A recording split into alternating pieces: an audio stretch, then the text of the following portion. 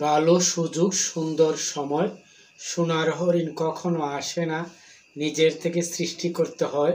তাই প্রতিটা কাজে থাকো সর্বোচ্চ যত্নশীল, কারণ এখানেই গড়ে ওঠে ভবিষ্যতের ভিত্তি। রেহান মোটিভেশন থেকে আরও একবার স্বাগত। সাথে থাকুন, ভালো কিছু পেতে যাচ্ছেন। চলে যাচ্ছি মূল বিষয়ে। আজকের বিষয় হচ্ছে জীবনের ভারসাম্য সাফল্যের চাবিকাঠি। জীবনের ভারসাম্যই সাফল্যের চাবিকাঠি। প্রতিদিন আমরা নানা অজুহাত খুঁজি। সময় নেই, সুযোগ নেই, সময় পাইনি, সুযোগ পাইনি, আরও কত বাহানা থাকে।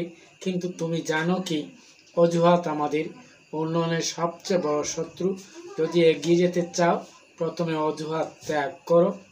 তারপর আরও একটি বিষয়, হতাশা সে বড়ই ছলনাময়।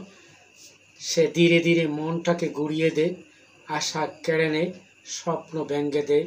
কিন্তু তুমি যদি তা লালন না করে বরং বদলে ফেলো সেই হতাশাকে একটি শিক্ষা বা চ্যালেঞ্জ হিসাবে, তাহলে তুমি হবে আমাদের বা অন্যদের থেকে আলাদা।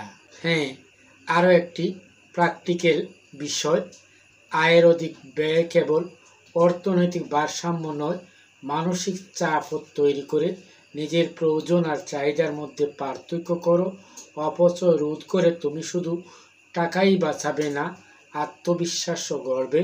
স্মরণ রাখো, জীবনের ভারসাম্য মানে সব কিছু এক জায়গায় রাখা নয়, বরং প্রতিটি জিনিসকে তার নিজের জায়গায় রাখার নামই ভারসাম্য। বিষয় সংশ্লিষ্ট দুটি বাণী শুনতে থাকুন, ভালো কিছু পেতেই যাচ্ছেন। জীবনের বোনাস হিসাবে এই দুটি বাণী আলো হয়ে দাঁড়াবে।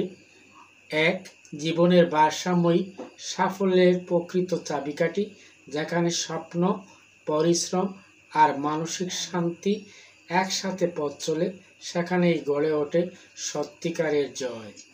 দুই, হতাশার টেনে ধরে পেছনে অজুহাত গড়ে দেয় দেয়াল, আর আয়ের অধিক ব্যয় ফুরিয়ে দেয় সম্ভাবনার বাতি। এগিয়ে যেতে চাইলে নিজেকে গড়তে হয় শৃঙ্খলার আলোয়। এই ছিল মহতি সুন্দর শাশ্বত সত্য দুটি বাণী। এই বাণীগুলা থেকে ধারণা প্রেরণা নিতে পারলেই জীবন আলোকিত হবে। শুরু থেকে শেষ পর্যন্ত সাথে থেকে শুনছিলেন, এজন্য আপনাকে অসংখ্য ধন্যবাদ। সাথে থাকুন, আবার কথা হবে নতুন কোনো বিষয় নিয়ে। সে পর্যন্ত ভালো থাকুন, শুভকামনা।